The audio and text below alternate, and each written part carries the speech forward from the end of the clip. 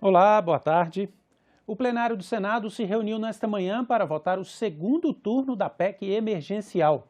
Foi rejeitado o destaque da oposição, que pretendia retirar do texto aprovado na noite passada o limite de 44 bilhões para o pagamento do auxílio emergencial.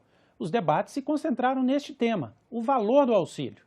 Os outros enganados, senhor presidente, são os pobres, que pensam, que imaginam, que sonham, que para dar conta da cesta básica, do gás de cozinha, que está a R$ 105, 100 a R$ 105, precisariam de R$ 600 de auxílio. E vão, no máximo, receber R$ 200, R$ 250, com milhões deles que receberam em 2020 sendo excluídos na parcela de agora. É claro que gostaríamos de colocar aí no auxílio emergencial R$ 600 por 6 meses, porque até recuperarmos tudo o que perdemos, vai muito tempo ainda. Mas precisamos ter responsabilidade, saber de onde vai sair esse dinheiro. Não adianta. Não existe milagre, não existe mistério. 2 e 2 são 4. Precisamos ter responsabilidade e, por isso, tem que ser esse valor menor, que é o que nós conseguimos pagar. Mas precisamos voltar a ter a confiabilidade que o Brasil exige nesse momento dos investidores.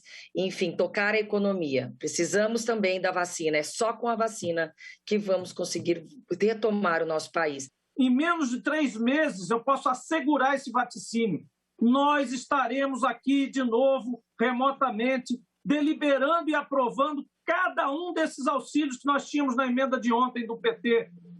Cada um deles. E fazendo odes à sua importância, porque a pandemia não parou, ela está no seu auge.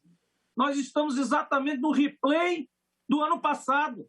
Exatamente um ano depois, vivendo a mesma coisa, tendo que nos recolher, tendo que desacelerar. E esses recursos ajudariam a desacelerar de forma, aí sim, responsável. Fica uma pergunta ao líder Jean Paul, ao líder de oposição, ao líder do PT. A oposição quer dar um cheque em branco ao Poder Executivo no extrateto? Porque a supressão do teto de 44 bilhões de reais é dar um cheque em branco para o extrateto. A PEC aprovada pelo Senado viabiliza o pagamento do novo auxílio emergencial e traz medidas de controle dos gastos públicos. A proposta ainda precisa ser analisada pela Câmara dos Deputados. O relatório foi lido pelo senador Márcio Bittar nesta terça-feira. O polêmico trecho que previu o fim dos valores mínimos a serem gastos pelo governo com saúde e educação foi retirado. O texto que foi aprovado viabiliza o auxílio emergencial fora dos limites do teto de gastos para o ano de 2021. Em contrapartida, impõe uma série de medidas de contenção fiscal para compensar o aumento de despesas. Nessa construção entre a reivindicação da oposição, entre a posição do governo, a gente acaba construindo, no meio disso, aquilo que é o equilíbrio, aquilo que é possível. Sabemos que a retomada do pagamento do auxílio emergencial é medida inadiável, no momento que estados e municípios endurecem as regras de distanciamento para conter a transmissão do vírus. Mas faremos isso com responsabilidade, respeitando o arcabouço fiscal vigente. Sem contrapartidas, uma nova rodada do auxílio emergencial pode produzir consequências desastrosas, como aumento da inflação e dos juros, redução do poder de compra das famílias, baixo crescimento econômico e desemprego. Pela proposta, os pagamentos do auxílio emergencial serão feitos com emissão de créditos extraordinários. A PEC não determina valores, parcelas e quem terá direito ao benefício. Essas regras vão ser definidas em um novo projeto de lei ou medida provisória. Definitivamente, esse governo não é um governo dos pobres. Não seria necessário o PEC se ele efetivamente estivesse preocupado com aquele que está mais vulnerável, que é a população pobre e carente. Porque ele poderia utilizar do instrumento da medida provisória expressa no artigo 62 da Constituição Federal, bastando a relevância e urgência, mas não. Para atender os pobres, ele não utiliza desse remédio constitucional. 5 milhões de crianças hoje dormirão com fome, não sabem como vão amanhecer amanhã por conta dessa crise econômica. Peço às senhoras e senhores senadores, independentemente do restante do projeto, que votemos em primeiro e em segundo turno hoje, na noite de hoje, para que a Câmara dos Deputados possa votar até sexta-feira o auxílio emergencial. Isso é prioridade absoluta para quem tem fome. Vamos pensar nos 5 milhões de crianças que vão dormir de novo hoje, repito, com fome. O texto determina ainda que gatilhos de contenção de gastos serão acionados sempre que a União estiver prestes a descumprir a regra de ouro ou a romper o teto de gastos. Na esfera federal, todas as vezes em que as despesas corresponderem a 95% das receitas correntes, os poderes executivo, legislativo, judiciário e o Ministério Público poderão vedar aumentos de salário para servidores, realização de concursos públicos, criação de despesas obrigatórias e lançamento de linhas de financiamento ou renegociação de dívidas. Estados, Distrito Federal e municípios também vão poder adotar essas medidas. Trata-se de uma espécie de teto dentro do teto, de maneira que medidas de contenção de despesas poderiam ser acionadas mesmo com o limite de teto não sendo rompido, senador Contarato. Mesmo o limite de teto não sendo rompido. Isso mostra o labirinto fiscal brasileiro com regras sobrepostas a ponto de haver um subteto com vistas a ativar gatilhos no projeto de lei orçamentária anual. O Senado também aprovou medida provisória que abre crédito para a adesão do Brasil ao consórcio de vacinas. 2,5 bilhões de reais serão liberados para a participação do país no consórcio internacional COVAX Facility, conduzido pela Organização Mundial de Saúde e outras entidades. O texto aguarda promulgação. Parece-nos inquestionável o apoio à importante iniciativa do governo federal, que será possibilitada com a abertura deste crédito extraordinário. Assegurar que a população brasileira seja incluída no acesso global a vacinas contra o coronavírus que se mostrem eficientes e seguras. É importante a imunização da sociedade brasileira para conter o avanço da pandemia, diminuindo o número de óbitos e pessoas hospitalizadas que aumentam, infelizmente, a cada dia. Além disso, com a vacinação, é possível a volta da normalidade, com o retorno das atividades corriqueiras da vida nacional, bem como a retomada econômica plena no Brasil. E o plenário se reúne novamente nesta tarde em uma sessão de debates temáticos para discutir a liberação de vacinas pela Agência Nacional de Vigilância Sanitária e o ritmo da vacinação no Brasil. Foram convidados o presidente da Anvisa, Antônio Barra Torres, e representantes técnicos da agência e do Ministério da Saúde. O senador Confúcio Moura foi eleito presidente da comissão temporária que vai fiscalizar e acompanhar as ações de combate à pandemia. A comissão vai atuar no controle e na fiscalização das medidas relacionadas à pandemia da Covid-19, inclusive da execução orçamentária e do Plano Nacional de Imunizações contra a doença. O presidente será o senador Confúcio Moura e o vice, o senador Stevenson Valentim. Todos nós devemos dar como é que deve se proceder esta comissão em 120 dias.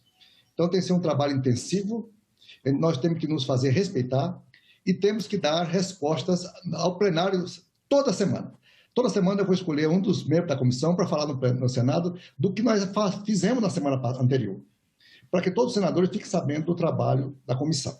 O objetivo é garantir que as vacinas sejam distribuídas igualmente por todas as regiões do país e que sejam respeitadas as prioridades, dando sequência ao trabalho feito no ano passado por um colegiado semelhante formado por senadores e deputados. A diferença agora é que essa comissão vai ser composta somente por senadores. E nós sabemos que há uma deficiência muito grande no insumo, o único insumo, exclusivo insumo que resolve a doença, que é a vacina. Se a vacina será aplicada corretamente na população, logo nós teremos, com a imunização da população, um silêncio epidemiológico muito grande. Pessoas morrendo cotidianamente, ao número que nós chegamos hoje, 1.726 pessoas, Eu acho que tem uma distonia qualquer aí nesse processo que a gente não consegue entender, porque o que diz o ministro não bate com as informações dos laboratórios, aquilo que a ciência pede, solicita, clama, que é a compra de vacinas. Nós não temos as informações verídicas, nós não temos notas, nós não temos o Ministério dizendo compramos tanto de tal lugar, chegará em tal época. Não temos isso. O grupo vai trabalhar de forma remota, com 6 senadores titulares e 6 suplentes. Os membros vão poder fazer diligências, visitas externas e também se reunir com representantes da Anvisa e da indústria farmacêutica. Nessa comissão, nós poderemos discutir, inclusive convidando os atores que estão envolvidos no caso dessa pandemia, que assusta todos nós, para que possamos inquirir, perguntar e tomar as informações necessárias para o bom andamento da ação do governo federal, nesse caso que é tão importante. Neste ano marcado pelo enfrentamento à pandemia de coronavírus, a área de saúde recebeu a maior parte das emendas de senadores e deputados ao orçamento da União. Dos 47 bilhões de reais em emendas ao projeto da Lei Orçamentária Anual de 2021, 27% são para o setor de saúde, o que significa 12, bilhões de reais vindos de 2.726 emendas individuais e 100 emendas coletivas de senadores e deputados. Seguindo o roteiro da reunião de trabalhos, concedemos a palavra ao senador Confúcio Moura. Dentro das prioridades deste ano 2021, nós temos a vacinação em massa. Nós não poderemos deixar recursos disponíveis para adquirir essas vacinas. Também o combate à pandemia, na sua inteireza, inclusive com recursos provavelmente maiores para estados mais acometidos e municípios. Além de ter iniciado a votação da PEC emergencial, nós também aprovamos a MP 1026. Ela estabelece regras mais flexíveis para a aquisição por parte dos municípios do estado para a compra de vacinas, que no momento, além do auxílio emergencial, é a nossa prioridade absoluta. Desenvolvimento regional é a área que ficou em segundo lugar no valor de emendas, com 18,3%. Os números foram divulgados pelas consultorias de orçamento do Senado e da Câmara. Agora, o Comitê de Exame da Admissibilidade de Emendas, ligado à Comissão Mista de Orçamento, vai analisar as sugestões de despesas e apresentar o relatório até o dia 10. As emendas que forem admitidas seguirão para a análise dos relatores setoriais. Já a previsão de receita primária, que é avaliada separadamente da lei orçamentária, foi elevada em 35,3 bilhões de reais, o que significa 2,3% de aumento. O relatório foi aprovado nesta quarta-feira pela Comissão Mista de Orçamento, mas pode ser revisto até o dia 16. Com 12 das 81 cadeiras do Senado, as senadoras querem uma representação no Colégio de Líderes da Casa. Elas podem alcançar essa conquista já na semana que vem, quando devem ser votados projetos da pauta feminina. A bancada feminina no Senado tem 12 integrantes: Maílza Gomes, do PP do Acre, Leila Barros, do PSB do Distrito Federal, Rose de Freitas, do MDB do Espírito Santo, Elisiane Gama, do Cidadania do Maranhão, Simone Tebet, do MDB do Mato Grosso do Sul, Soraya Tronic, do PSL do Mato Grosso do Sul, Daniela Ribeiro, do PP da Paraíba, Nilda Gondim, do MDB da Paraíba, Zenaide Maia, do PROS do Rio Grande do Norte, Maria do Carmo Alves, do Democratas de Sergipe e Cátia Abreu, do PP de Tocantins. Pode ser votado em breve no Senado um projeto para criar uma representação para essa bancada no Colégio de Líderes. Na reunião das lideranças, dos líderes, do Colégio de Líderes, se discute exatamente o que na semana seguinte vai ser votado no país.